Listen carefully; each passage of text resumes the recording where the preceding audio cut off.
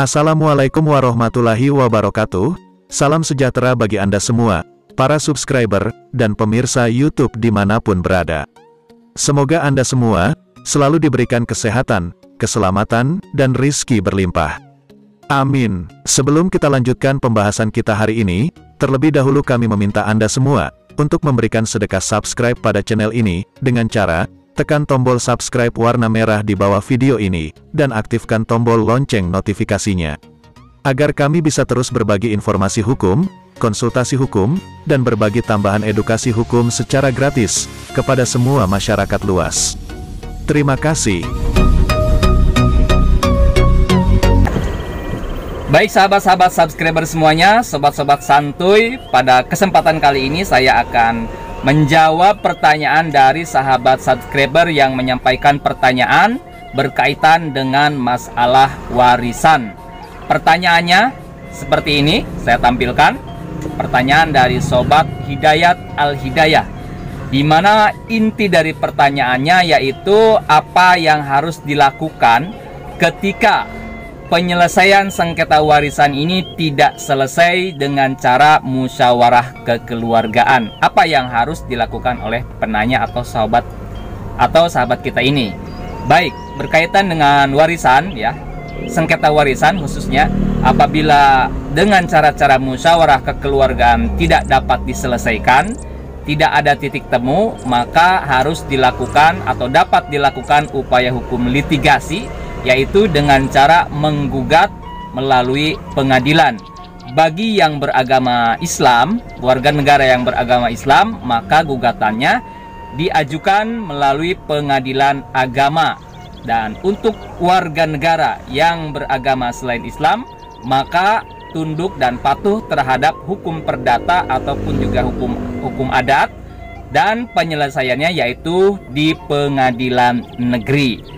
Nah, berkaitan dengan warga negara yang beragama Islam, ya, ketika sengketa warisan tidak selesai ditempuh dengan cara musyawarah, maka dapat diajukan melalui gugatan sengketa waris tersebut ke pengadilan agama, yaitu gugatan harta waris ataupun juga gugatan hak waris ataupun juga gugatan kewarisan.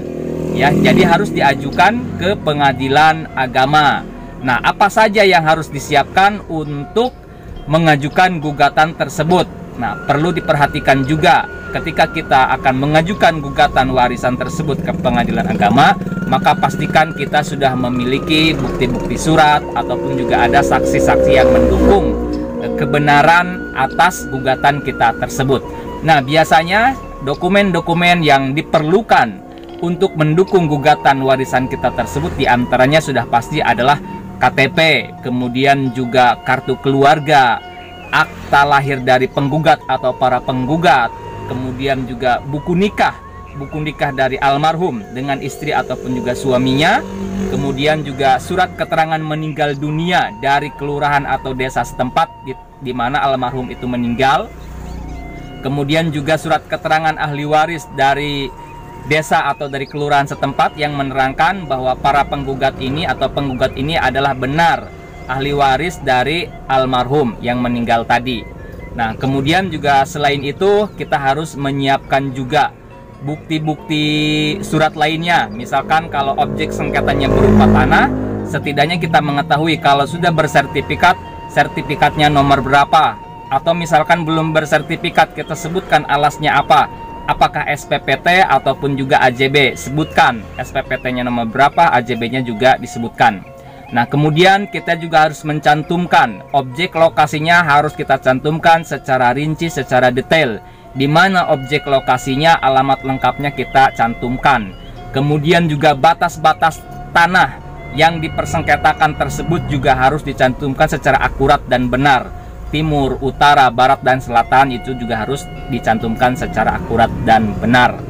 Nah, kemudian harus juga didukung dengan saksi-saksi ya. Saksi-saksinya itu yang menguatkan gugatan kita berkaitan dengan sengketa warisan tersebut. Nah, nanti pengadilanlah atau majelis hakimlah nanti yang akan menilai bukti-bukti surat kita, kemudian juga keterangan-keterangan saksi, dan fakta-fakta hukum yang terungkap nanti di persidangan. Nanti hakimlah yang akan memutus perkara tersebut berkaitan dengan penetapan ahli waris, siapa saja yang menjadi ahli warisnya ditetapkan oleh pengadilan agama, kemudian juga besarannya ya, bagian-bagian warisannya itu juga nanti akan ditetapkan, kemudian juga objek warisannya ya, peninggalannya juga akan ditetapkan, dan itu semua bergantung kepada tuntutan atau petitum yang dimuat di dalam gugatan penggugat atau para penggugat tersebut. Nanti hakimlah yang akan menilai dan mempertimbangkan